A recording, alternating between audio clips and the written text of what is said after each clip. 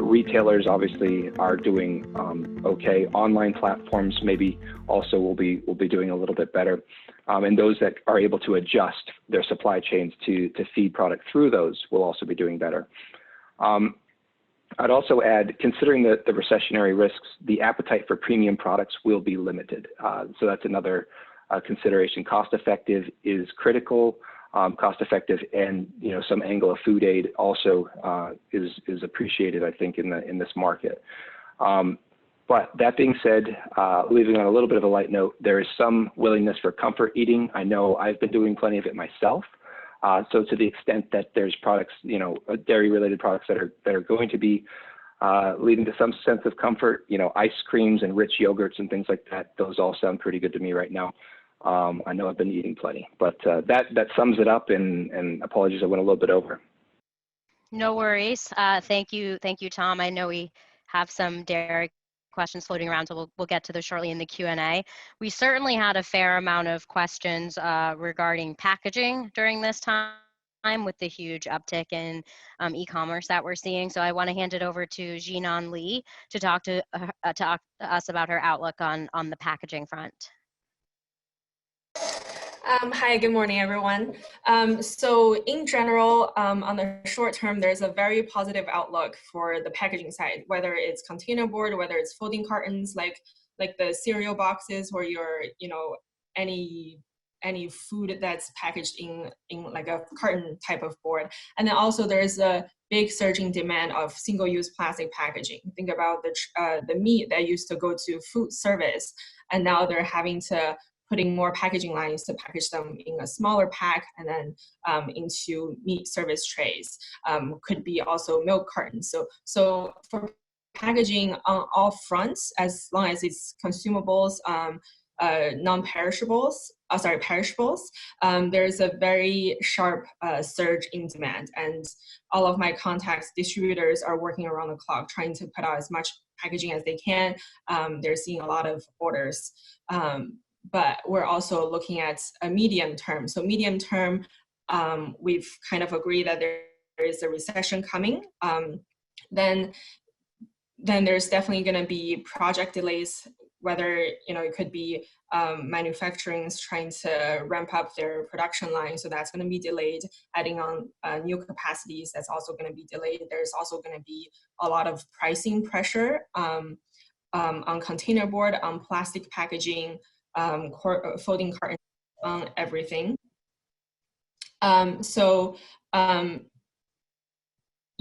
Medium term, it's going to be a tough period for the packaging sector. However, because we are strictly looking at food and egg packaging here, even through recession, it's not going to suffer as much as, for example, luxury goods. So it is going to be a time that we're going to have to focus and then trying to survive. There are a few opportunities when the recession hits.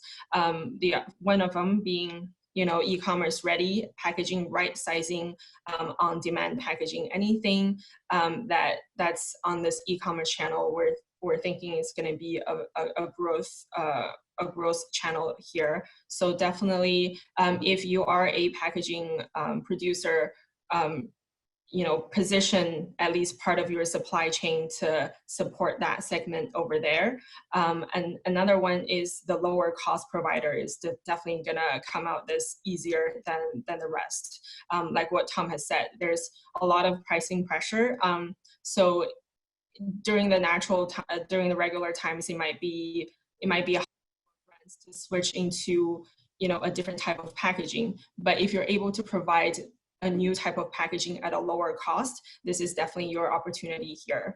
And then once we do come out of the recession, whether there's going to be a fast rebound or not, we do think the e-commerce surge is here to stay. The use of containerboard on the e-commerce channel is going to definitely stay here for a long time. But otherwise, we don't really think this is it doesn't really affect single-use plastic packaging much. People are gonna switch partially back to the reusables if they can, and other things are going to continue to be packaged in single-use packaging. So on that front, not much change, but e-commerce and the lower cost packaging materials are definitely going to be the bright opportunities here. And that's it, Nina. Great, thank you, Xinnan, thank you. We're going to move further upstream and hear from Sam Taylor on the FarmGate Ag side. So take it away, Sam. Can you hear me? Is that right? Yep, we can hear you. Okay, brilliant. Apologies if there's a little bit of connectivity issue. I'm stuck in the middle of Ohio. I work in the ag input space, so inclusive within that is the fertilizers, the seeds, the chemicals, farm economics, and ag tech. So the upstream space has managed to weather the storm or the initial wave of COVID better than downstream partners, and I think that this is largely due to underlying fundamentals in the North American market and also seasonal buying patterns. The imminent fear is of a second wave and what this could necessarily do to supply going forward.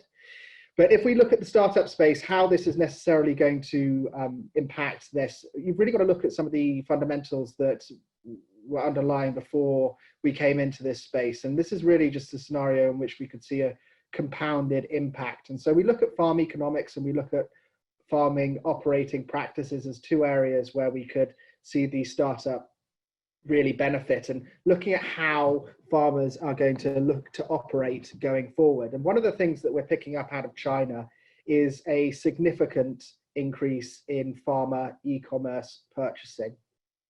So, and by significant, I mean some of the spaces up as much as 1,000% as farmers look to utilize the new platforms that are there, but also to enforce social distancing as much as they can. So do we see the North American space look to adopt this? I think that it's possibly unlikely to see that level of growth that we see in China, given the scale of the operations here.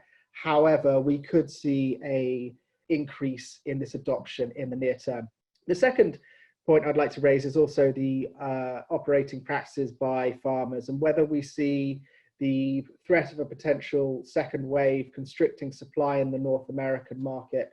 Farmers look to adopt more technology in their applications to really draw down on the use of inputs.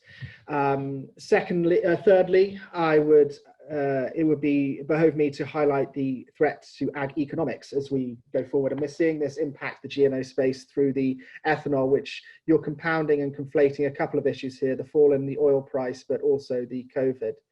But one of the slightly ethereal points I want to highlight and also leave as a question and opportunity for the ag tech is what we see as a result of these stimulus, and we see a pullback on the R&D space by these companies, but also the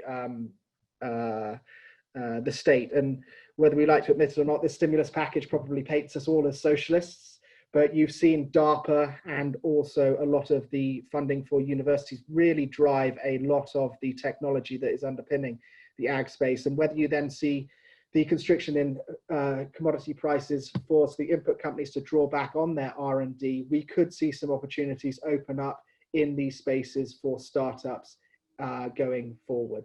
And I will leave it there. Fantastic. Thank you, Sam. I think we have a few questions coming in on for you, but let's just move over to our last presenter, David, to talk to us about what he's seeing in the produce world. Sorry, that's my dog. Okay, so this COVID-19 situation has already also created a surge in fresh produce demand at retail, as some of my colleagues have been reporting. Only that at-home consumption for fresh fruits and vegetables is higher than some other food categories. For example, roughly 85% of all fruits are consumed at home, and about 65% of all fresh vegetables are consumed at home. So now with classes canceled and many of us working from home, the demand is growing more than normal. So according to IRI, overall fresh produce sales at retail grocery were up 34% for the week ending March 15 compared to the corresponding week in 2019. Out of this, fresh fruits were up 28%, and fresh vegetables were up 40%. So we see some categories of some fruits that are known for their high vitamin C content, such as oranges and mandarins and other citrus. Sales of oranges are up more than 60% year over year, and mandarin sales are up 50%. So we even some berries are up. All the sales, retail sales, are up 32%, and we consider that the healthfulness halo around fruits, vegetables, and also tree nuts could also be a positive factor that could last longer than the COVID-19 outbreak.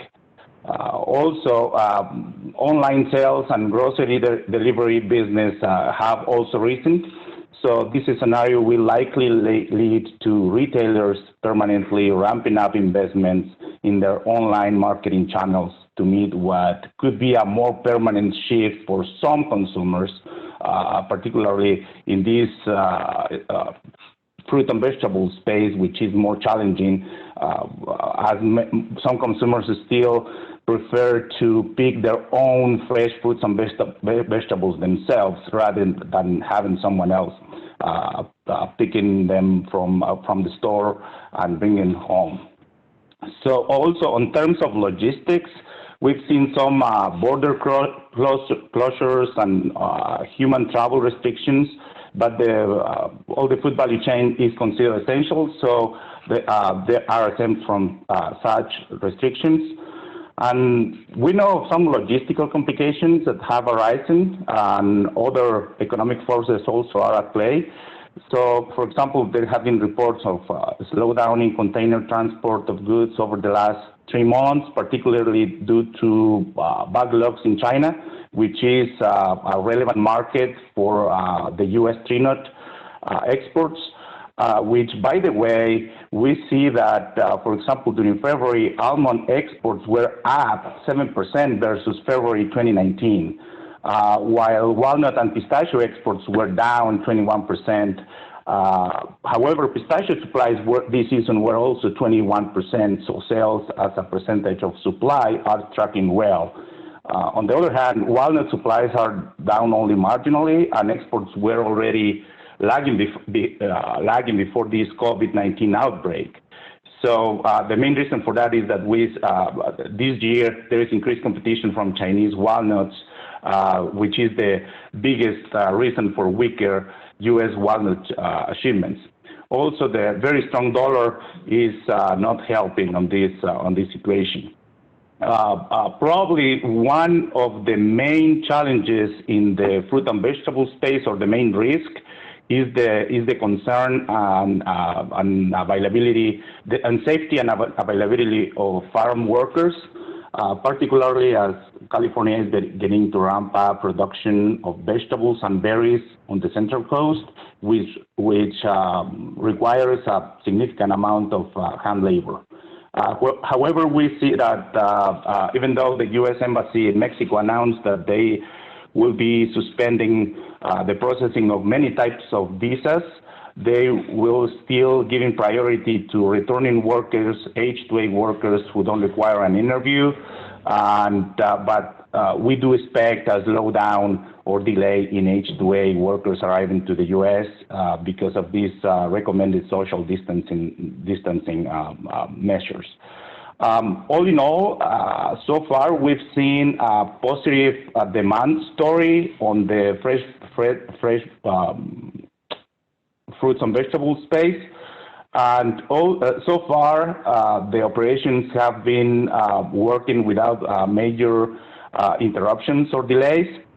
And one positive aspect also on the fruit and vegetable space is that no matter how many fresh lettuces you buy this week, you will still, given the perishability of the items, you will still have to buy more lettuces probably next week or 2 weeks from now.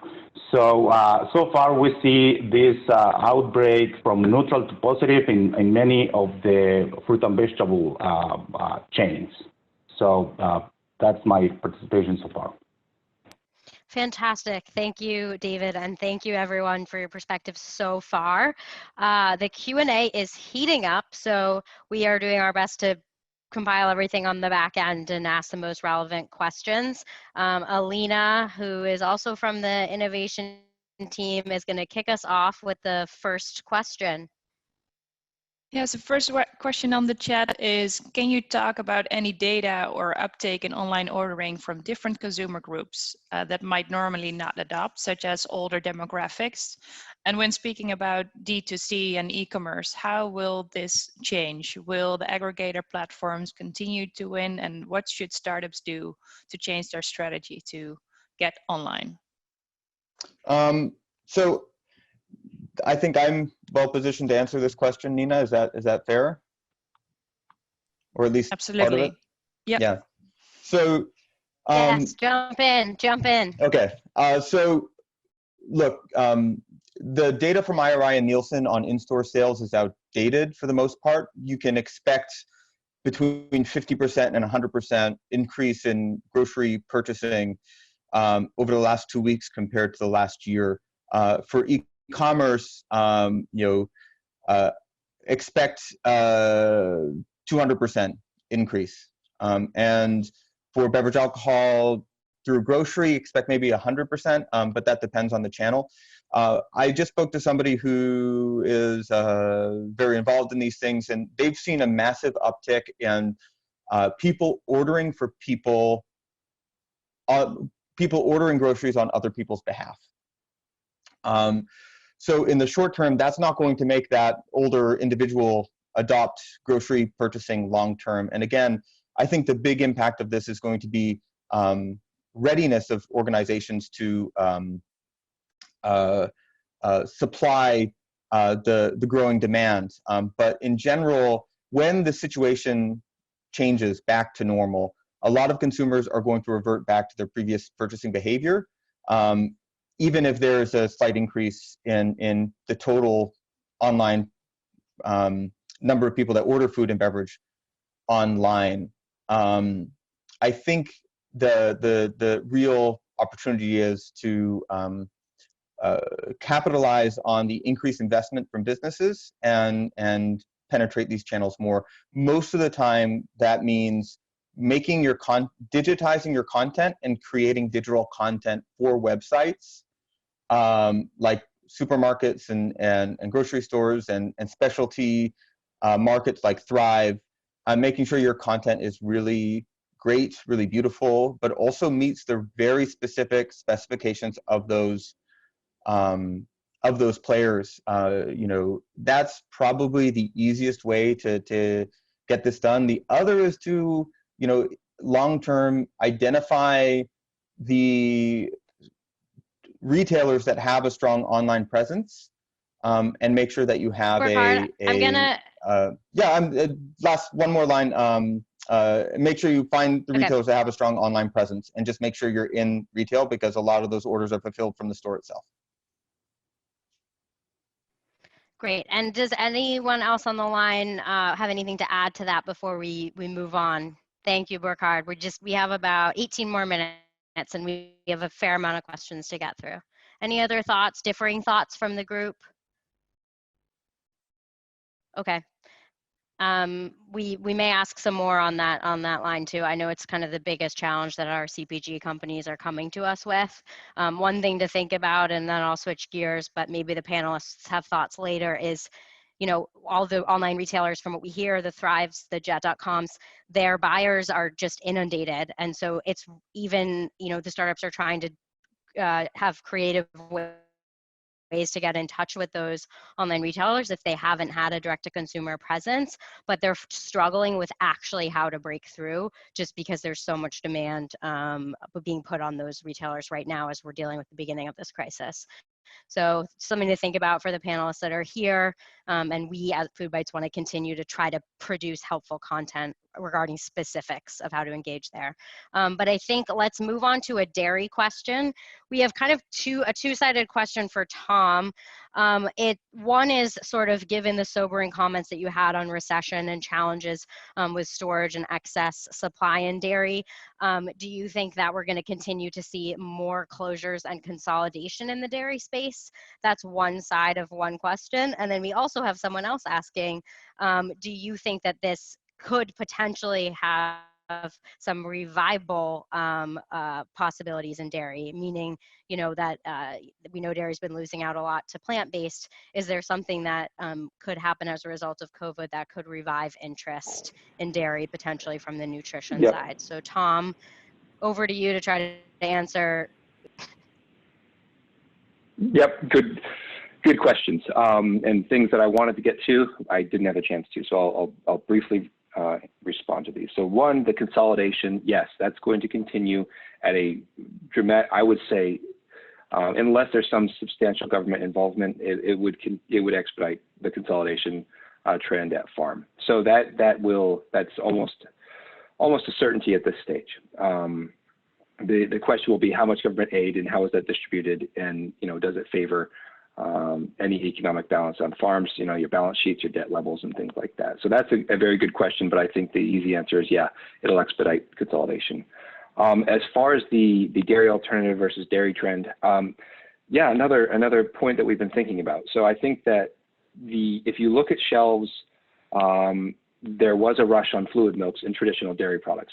Dairy alternatives did get a bump, but the samples that we'd taken and what we'd looked at on store shelves was that a lot of the fresh milk was going quite rapidly. And in some cases, in most cases that we saw, it was more rapid than the dairy alternatives. So does that invoke a kind of a new trend of consumers? I think that it reflects on the focus on nutrition, the desire, if you're gonna survive on just milk, it's not a terrible thing to, as far as milk fat and proteins go, to survive on. And perhaps it'll stoke some renewed demand growth in it. I'm skeptical of that. I think that the trend, I don't think that this is going to necessarily change consumer behavior longer term in the sense of what they want from a dairy product. But in the short term, it certainly looks to have stoked a bit of a shift. So yeah, in short, consolidation will increase, and I don't think it's really going to change the trends in the dairy shelf, unfortunately. Did I lose you? Great, fantastic. Alina, next question from you. Nope. Thanks, Tom. Yes.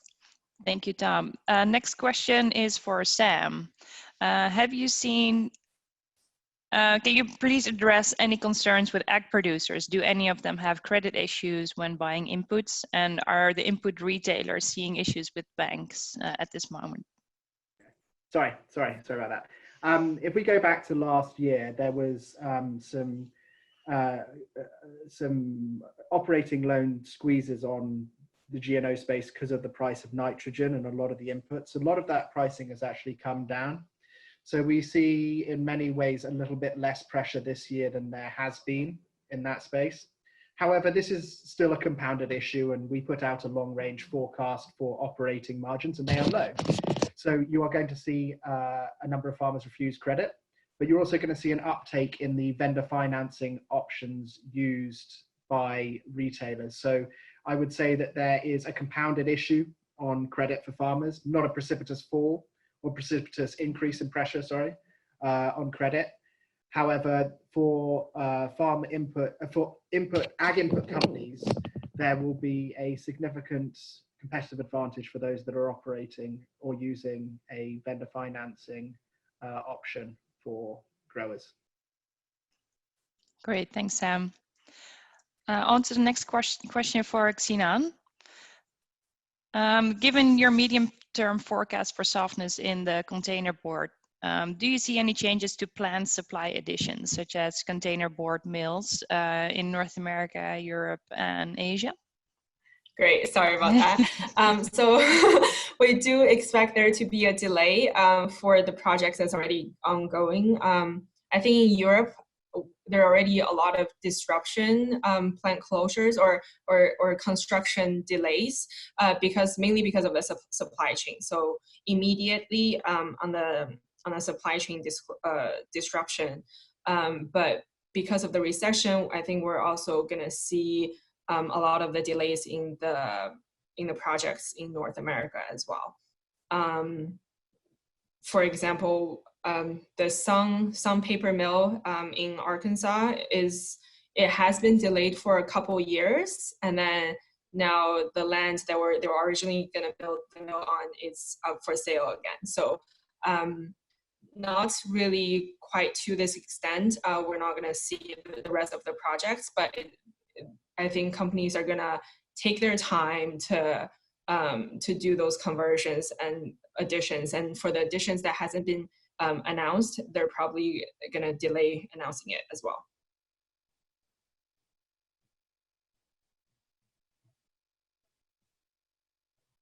Fantastic, thank you. This is a question for all of the panelists.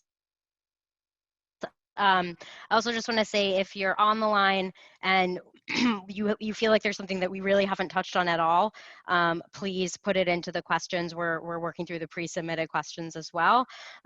So just please feel free to add anything in quickly now. This is for everyone. The question is, do you think that consumers will generally respond to perceived fragility in global food systems by looking for local foods, supporting local food businesses? I think we've seen a lot of this as just consumers in the food service space and in the small brand space so far, but do you think that this kind of shift to local will be larger as a result of? I'll jump in. I do think that that's going to have an impact.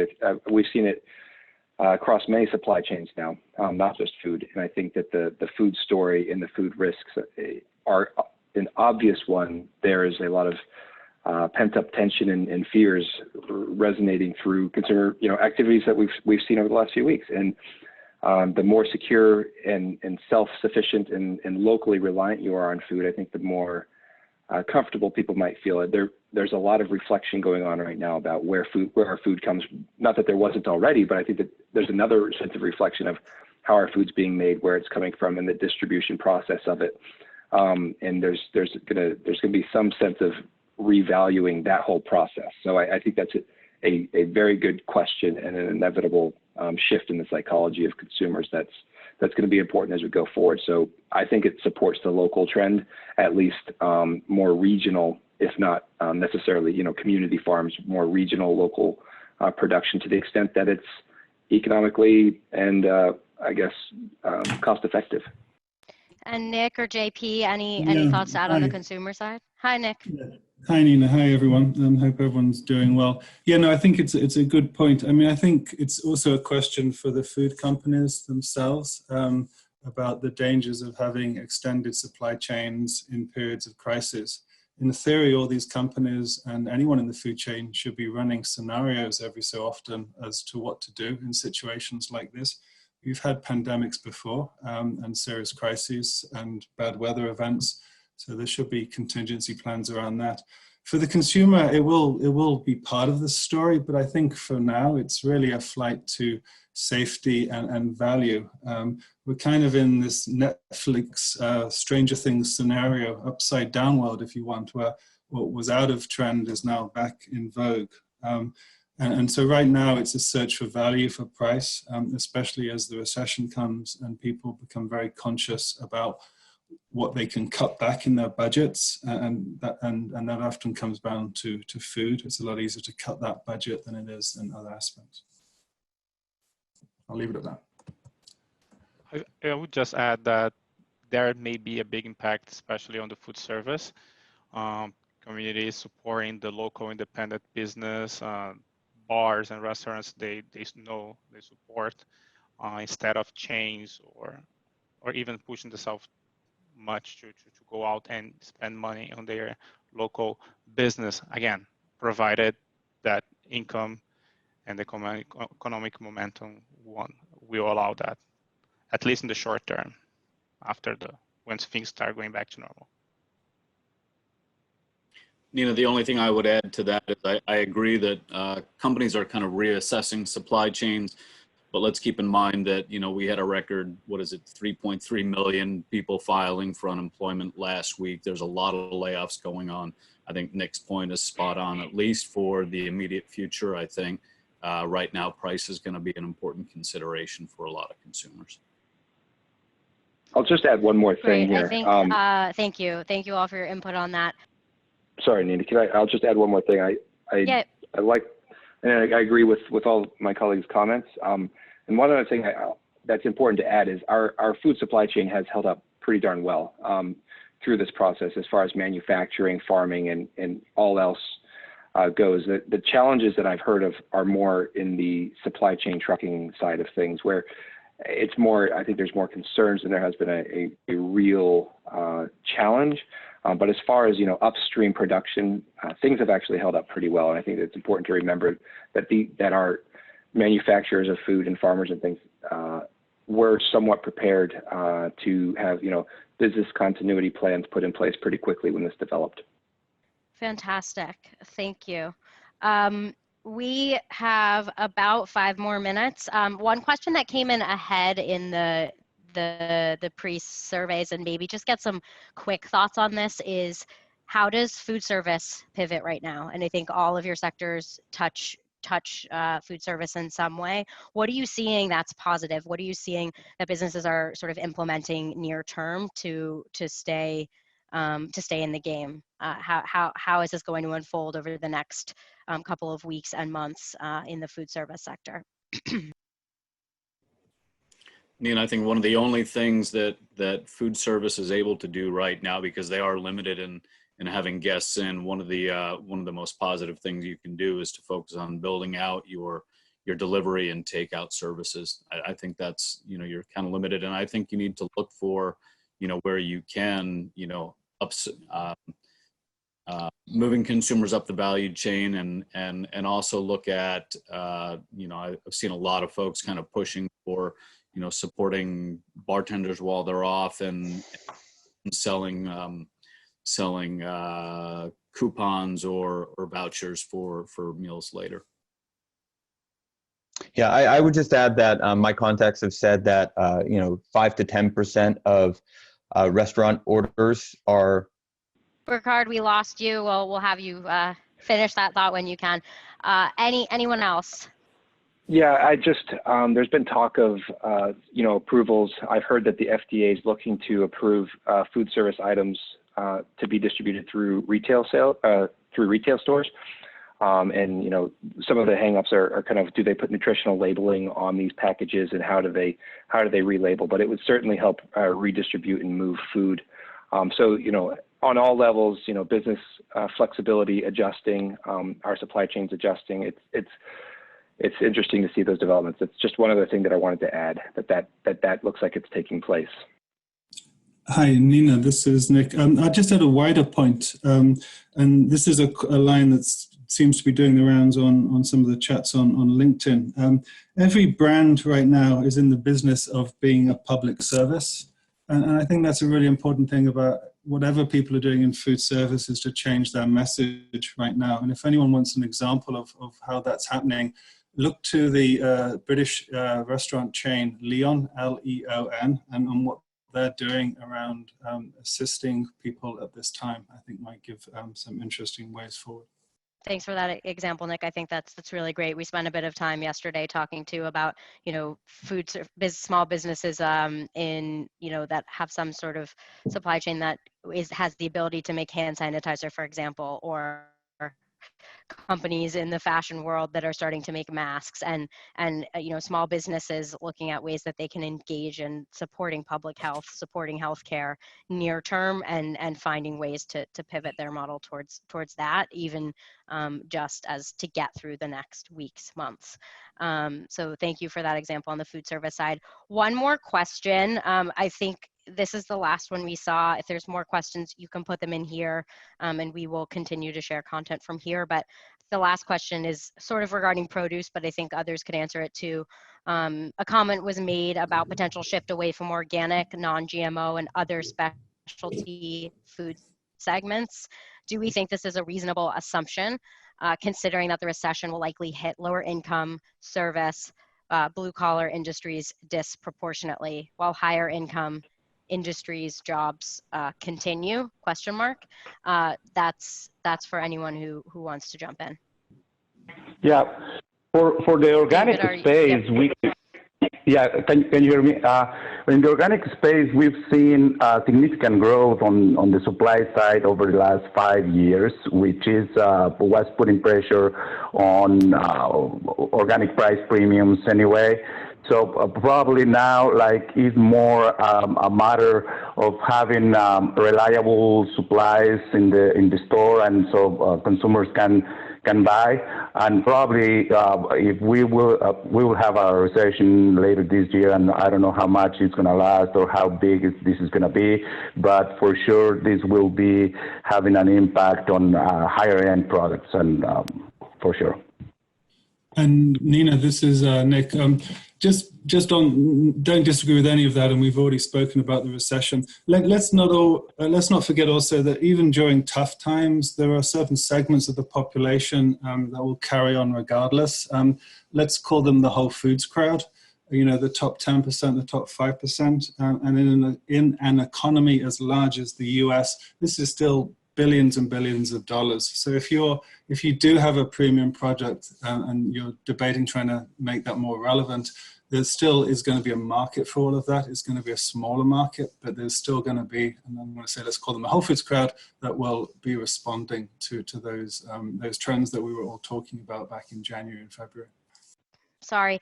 Last very quick question. If you have a quick snippet of a thought, we spent a lot of time talking about this with investors yesterday, but from your perspectives, macro, looking at these sectors, very quickly, what types of businesses do you think are most likely to get funded right now? And we're talking about on the startup side, the seed stage side. What are your thoughts from your sector perspectives? Just on the consumer foods, it's anyone who's talking to the consumer today, right? Anyone who is addressing these short-term concerns. And then it's an ability to pivot and talk to what's going on right now. We could see, an increase in storable products for at-home storage. This is going to leave a mark on people's psyche for years. So perhaps there'll be more at-home kind of stock holding. So things that kind of can be stored and are still tasty. So you're not just doing military meal kits and cans of soup, but maybe other interesting things that can store for a little bit longer time is something I think could be interesting. And if I can just add here, I think we've talked a lot about direct to consumer brands or products, but I think there's a really a good opportunity here for the B2B space, as long as you can either create value for the current business or maybe take their waste, the waste that they have to pay to get rid of, and create value from there. I think there's going to be an opportunity there.